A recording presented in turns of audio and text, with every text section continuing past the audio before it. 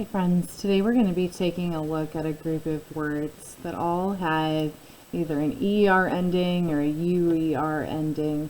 We do have an oddball over here, and we'll talk about this one later. And there's another oddball in this mix, actually two of them we'll talk about.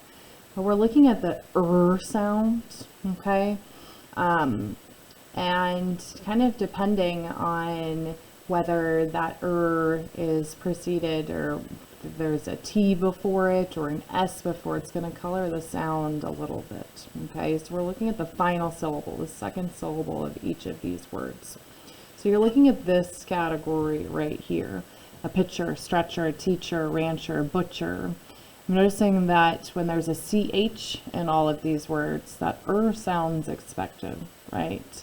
A pitcher is a person that pitches, a stretcher stretches, a teacher teaches, right? A rancher ranches, a butcher butches, but a butcher cuts things up, right? So that wasn't exactly directly a base word on that one, but you'll recognize these from your sort from last week, right? Or at least the concept of it, and maybe not these specific words.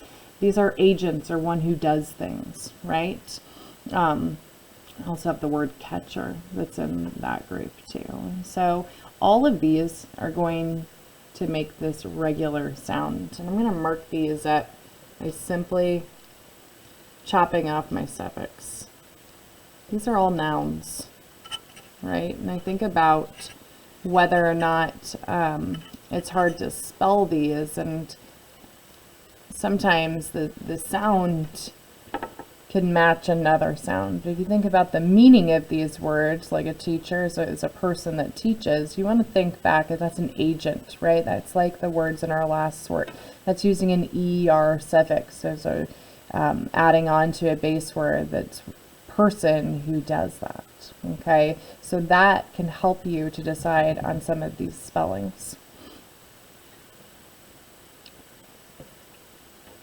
On the rest of these, you really need to think about, because we don't have a person that does things right here. You really want to think about the sound that you hear before that sound. It's going to color the sound a little bit, okay?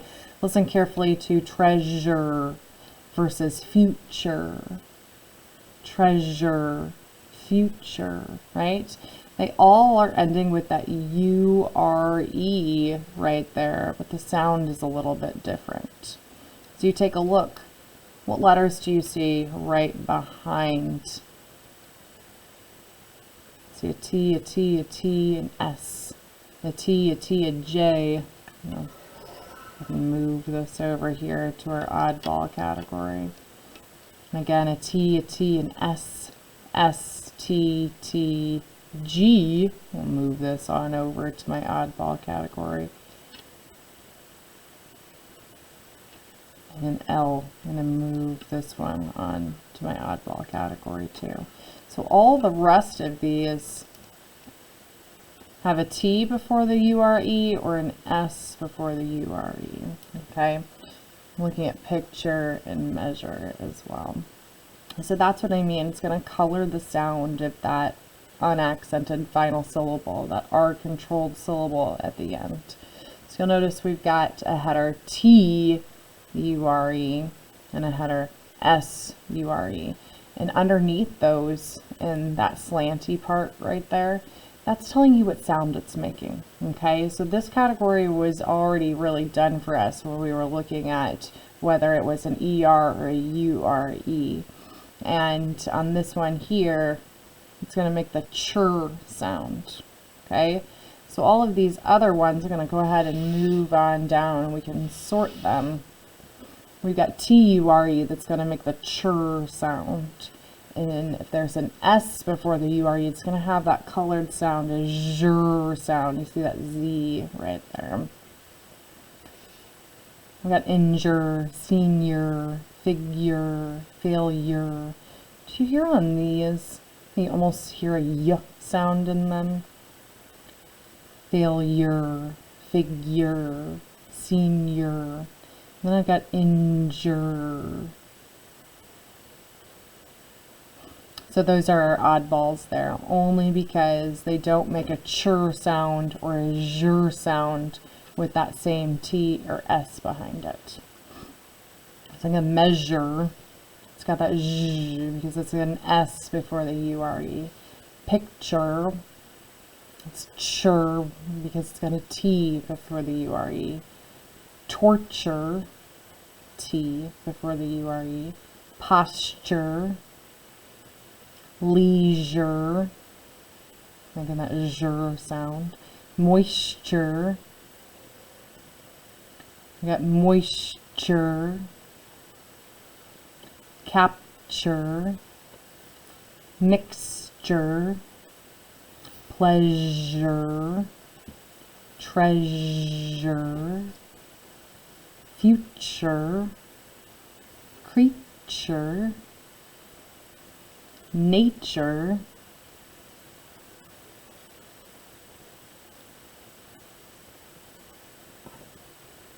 Oh, culture, and then nature. I'm trying to sneak in so that you can see it. There we go. Okay, so friends, when you're hearing that at the end, be careful to listen for whether it's a chur or a zhur. If you're hearing that zhur sound, then you know it's going to be spelled with an S-U-R-E. If you're hearing a chur sound, think about the meaning of that. Is it an agent? Is it a person who does things? And you know it's going to be spelled with just an E-R. If it's not, then you want to consider spelling it with a T-U-R-E. Okay?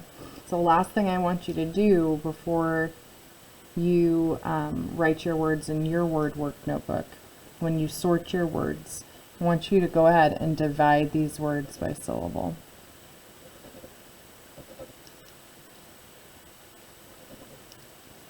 So you can really take a look